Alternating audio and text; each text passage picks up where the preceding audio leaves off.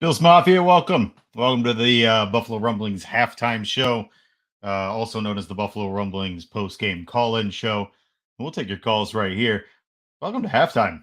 Welcome to a nice little Buffalo Bills 17-7 halftime score. Should be more. Should be a lot more.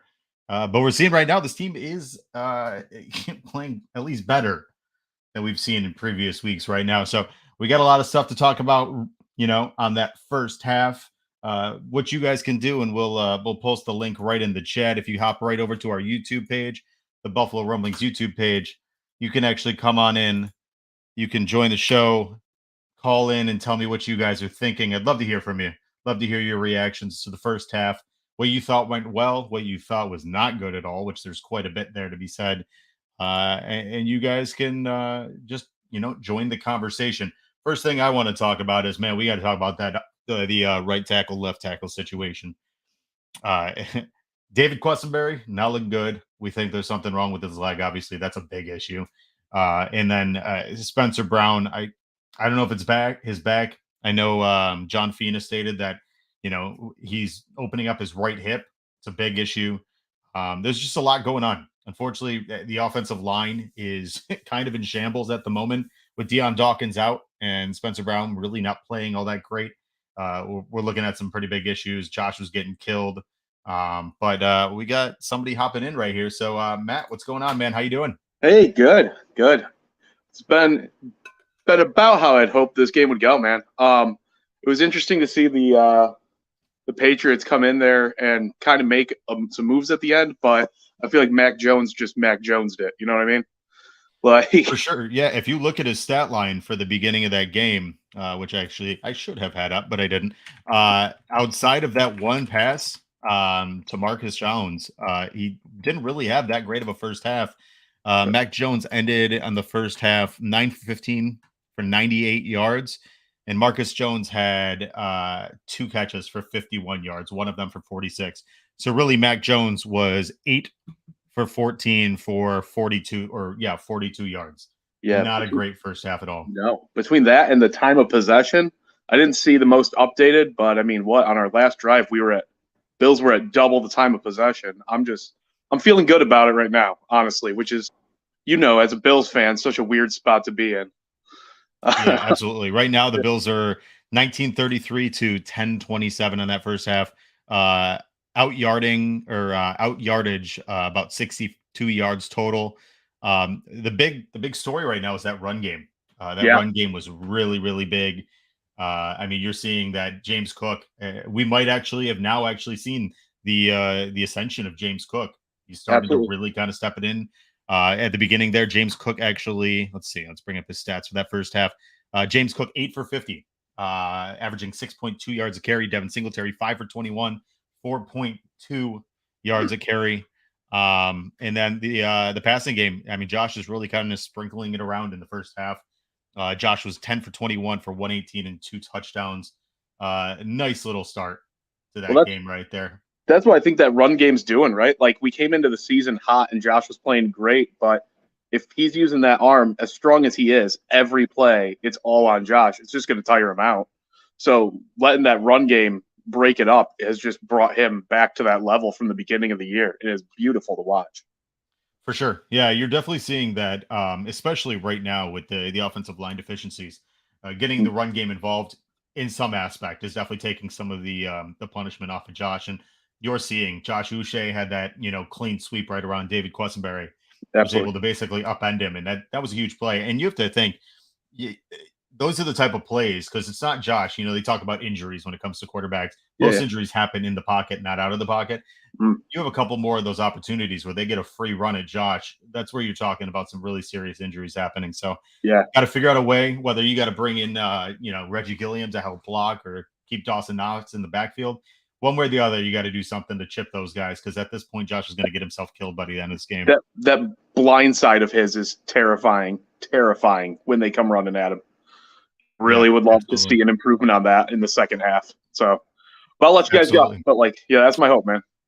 Appreciate you, Matt. Hey, you have a great night, and good talking to you, brother. Hey, you too. Thanks.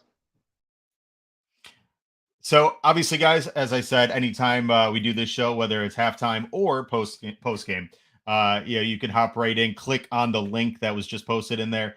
We'd love to hear from you. We'd love to hear your thoughts, your feelings, your emotions, what you're thinking about the show right now, the game in the first half. There's some good stuff you're seeing. I think Josh's arm, maybe the injury wasn't as bad. It seems that his arm is really kind of getting back into the groove of things, right? It seems like Josh is feeling pretty comfortable. Outside of that one really, really bad call with Tommy Sweeney getting the holding call, you saw that Josh was able to drop that pass in the bucket. In the bucket. And Mano talked about Jay Spence the King right here in the house. Tremaine Edmonds. When are we going to put some respect on Tremaine Edmonds' name, right? When are we going to do it? When are we going to do it? I think Tremaine Edmonds is getting paid this season or in the offseason. I think Tremaine Edmonds, it's his time. The guy has stepped up big. You lock down Tremaine Edmonds. You have Matt Milano locked down. You're talking some good stuff going forward, right? Big stuff. Tremaine Edmonds had some big time plays in there. Big time plays. He had a nice little tackle against why am I blanking on the running back's name? Ramondre Stevenson. Or was it Kevin Harris? I don't know. It was one of them. It was unbelievable. It was a fantastic tackle on 2nd and 1, led to 3rd and 1. Really, actually, that was a big part right there. Tremaine Edmonds held them to what would have been the 3 points, had they actually got the field goal. But that was big because they messed up, in terms of clock management, which can we talk about that? Can we talk about Bill Belichick and his clock management? Because I'll be honest with you, that's something that might need to be talked about because this isn't the first time we've seen a Bills game against the Patriots where clock management has been an issue. I find it hilarious. That's okay. Elam, did he come down with an illness? Everybody else has been saying. Jay Skursky from the Buffalo News actually tweeted out just prior to the game. He was a healthy scratch, and it was a benching. So I don't know what's going on. I don't know what the issue is in regards to that. Who knows? Obviously, they're not liking what they're seeing. I am liking what I'm seeing with Xavier Rhodes and Tre'Davious White. Like I said earlier, with Mac Jones. Mac Jones right now is 9 for 15 for 98 yards. You take out that one screen pass to Marcus Jones, which was just it was just a blown up play. You take out that one play for 46 yards. Mac Jones is 8 for 42. Not good. Not good at all. So they're doing well. Xavier Rhodes and Tre'Davious White are doing very, very well to start that half. Big thing we got to talk about though, that third down defense, right? That third down defense is a big issue. You had a 3rd and 18. They had them pinned right against their goal line there. Could have been a great opportunity to have Michael Pilardi have to punt from inside their end zone. They get 17 and a half yards. How many times have we seen this so far, right? How many times have we seen teams on 3rd and 10, 3rd and 15, 3rd and 20? I mean, it shouldn't happen. It can't happen. We have to be able to clinch and, lock those things down.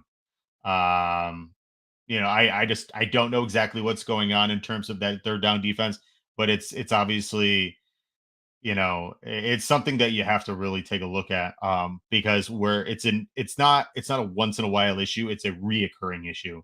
And those are the things that are going to be the difference between a Super Bowl team and a team that, gets knocked out in the second round. So I know what you're saying. I know you hate the narrative, right? If you take out that play, the only reason I'm saying that is just for context and the fact that outside of that one play, Mac Jones, in terms of passing, just hasn't been that, effective to this point. Not to say that play didn't matter because it did, of course.